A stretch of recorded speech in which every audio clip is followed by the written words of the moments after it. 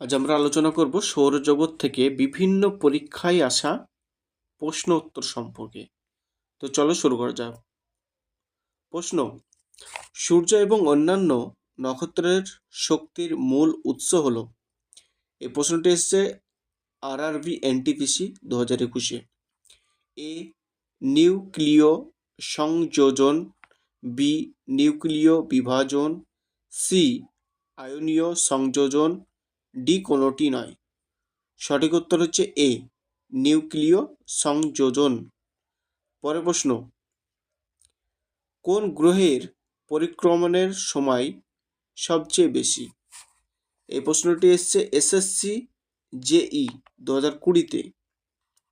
এ বৃহস্পতি, B Uranus, C পৃথিবী, D Neptune. সঠিক উত্তর হচ্ছে ডি নেপচুন। পরের প্রশ্ন: বৃহস্পতি গ্রহের বায়ুতে কোন দুটি গ্যাসের প্রাধান্য বেশি দেখা যায়? এই প্রশ্নটি এসছে SSC CGL 2020-তে। এ হাইড্রোজেন ও হিলিয়াম, বি হাইড্রোজেন ও কার্বন, সি অক্সিজেন ও কার্বন, ডি অক্সিজেন ও হাইড্রোজেন। সঠিক উত্তর হচ্ছে এ হাইড্রোজেন ও হিলিয়াম। পরের প্রশ্ন: নিম্নের কোনটির উপস্থিতির জন্য মঙ্গল গ্রহকে লাল গ্রহ বলা হয়?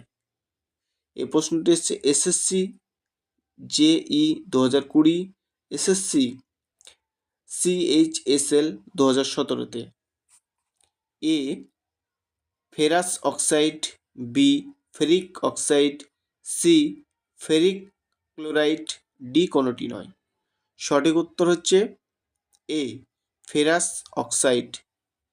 পরের প্রশ্ন: সূর্যের বায়ুমণ্ডলের সবচেয়ে বাইরের স্তর কি? A ionosphere, B photosphere, C chromosphere, D corona. সঠিক উত্তর হচ্ছে ডি করোনা। পরের প্রশ্ন: রাতের আকাশে সবচেয়ে উজ্জ্বল নক্ষত্র কোনটি? এই প্রশ্নটি এসছে RRB NTPC 2016-তে। A Sirius A, B Ceres, C Eris, D Haumea. সঠিক উত্তর হচ্ছে এ সিরিয়াস এ। পরের প্রশ্ন: একমাত্র কোন গ্রহটি পূর্ব থেকে পশ্চিম দিকে আবর্তন করে? এই প্রশ্নটি এসছে RRB NTPC 2016-তে। এ শুক্র, বি পৃথিবী, সি মঙ্গল, ডি বৃহস্পতি। সঠিক উত্তর হচ্ছে এ শুক্র। পরের প্রশ্ন: কত সালে প্লুটোকে বামন গ্রহ আখ্যা দেওয়া হয়? এই প্রশ্নটি হচ্ছে SSC GD 2023, SSC CGL 2017, RRB NTPC 2016। এ 2008 সালে, বি 2006 সালে, সি 2003 সালে, ডি 2005 সালে। সঠিক উত্তর হচ্ছে বি 2006 সালে। পরের প্রশ্ন: সৌরজগতের সবচেয়ে ভারী গ্রহ কোনটি? এই প্রশ্নটি এসছে SSC JE 2019-এ। এ বৃহস্পতি, B Uranus, C Neptune, D পৃথিবী। সঠিক উত্তর হচ্ছে এ বৃহস্পতি।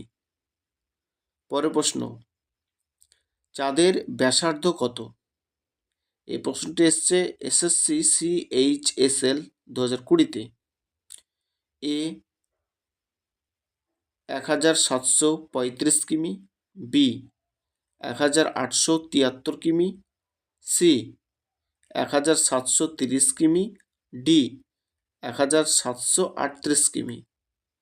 সঠিক উত্তর হচ্ছে ডি 1738 কিমি।